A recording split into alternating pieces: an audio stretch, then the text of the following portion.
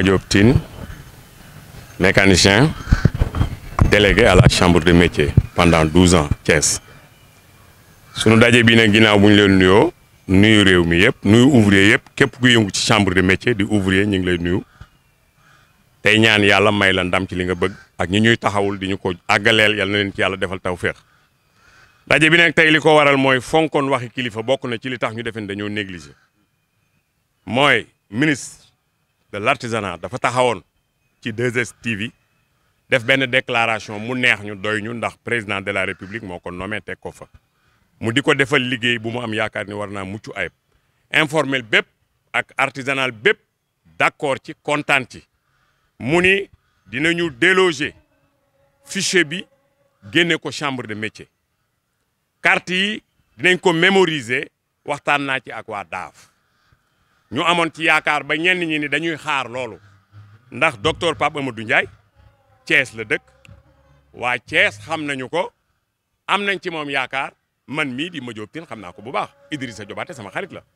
kon bu dikkee wax loolu ñu jàpp ni ci ndigalu président de la république la dañuy am yaakaar du négligence du leneen parce que ñun ñu respecté suñuy carte lañu ñu respecté chambre de métier bi ñuy yëngoo lañu parce que ginnaaw yàlla suñu borom lu ñuy am fa lañ ko yaakaare ci wut ay marché wut leneen ak leneen donc bu ñu toogee ma ndëgg ni ñu xëy jox ñu date bu gàtt ni dañuy def élection yi obligatoire mbetteel la ci ñun ndax mbër mu ñu nommé ni la dañ lay booleeg sa adversaire ñu ni aj nañu combat bi mënagoo wut gàllaaj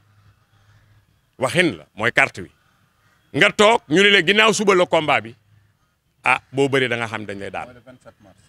bi ñu wax ni ci lañ koy teg wax dëgg yàlla du dañoo négliger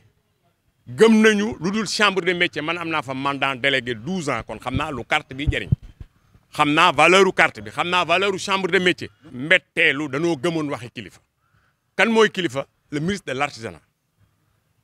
mu jëlee kàddoom ci 2STV ni dinaa déloger fichier bi dinaa wax ak waa DAF ñu defee leen ay carte mémorique loolu nag bu ko kilifa waxee te musu la wax mu deñ la ngay def mooy gëm ko tëdd nelaw kontaan parce que loolu dafay lu ñu gënal ñun ndax mënu may bëreeg yow wax dëgg yàlla nga yor sama cummikaay indi ma saafara si ngay sangoo danga may daan la ca des mooy président de la république moo ko fi teg te it ñu jàpp ni lu mu wax di ko liggéeyal président ndam la loo xam ne comme ni président defaree barki démb stade doon luñ fi bàyyi di ko fàttali ko kon bu ñu defaree chambre de métier def ci réforme boo xam ni ñun ouvrier yëpp dañ ciy kontaan ci li teewoon président yi fi jaar yëpp bu ko président Macky Sall defee dañ ciy kontaan dañ ciy sant yàlla parce que lu ñu gënal la. bu boobaa xam nga national la chambre de métier national la benn date la bu doon Thiès day organiser Dakar ñu mën a wax mais benn date lay Sénégal gépp am kon bu ñëwee dañuy déloger fichier bi benn ministre rek moo am benn directeur rek moo am ñun du ñu tudd directeur duñ ko tooñ ministre bi président wóolu ni ko liggéeyal ma artisanal président wax ci mu wax ci dafa yaakaar ni li fi yàqu bu dikkee dana ko defar président nag moom dinaa ko waxaale li am ci village artisanal bii muy chambre de métier ñi fi nekk bu ñu toogee doon gileem yu màtti ni duñ fi jóg abadan saa bu ci defaree mu am de très bonne réussite na nga xam ni sant nañ ko gërëm ko na ci ñaanal la ca des mi ngi ci loxo yàlla sama borom loolu daal. waaw parce que mbooloo mi li ci ëpp ndax comme mënuñoo dajale kees gépp mais li ci ëpp nee nañ duñ dem am na nag ñuy defar seeni carte defar gi nag du xare ji dañ koo gëm di ko defar saa su ne parce que booy voyage di dem foire wala ngay dem feneen il faut sa carte di dox kon defaruñ ko rek pour mener combat voté dañ koo defar parce que artisan nañu dañ koy war di relever di ko renouveler chaque 2 ans. En fait, moi, je me nomme Djibril Seck, artisan bijoutier. On a dit quelque part que le président de la République demande également au ministre chargé de l'artisanat de finaliser avant le 15 mai 2021 la nouvelle stratégie nationale de développement de l'artisanat,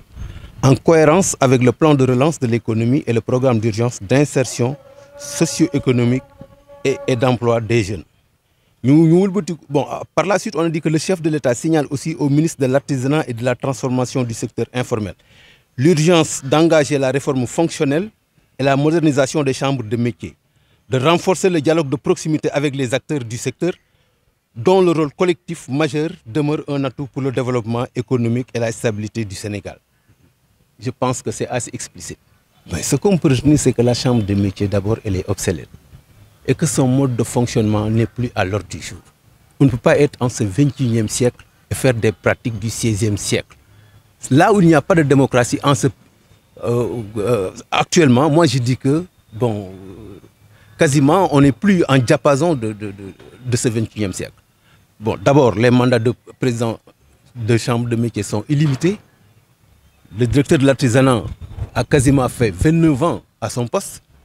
Ici, bon, et dans toutes les chambres de métier du Sénégal, les présidents ont fait des durées illimitées. Bon, et sur ce fait, nous pensons que, bon, on ne considère pas, mais heureusement qu'on a eu cette déclaration du président qui se soucie quand même qu'on fasse des réformes pour que l'artisanat soit au top avec l'ère que nous vivons.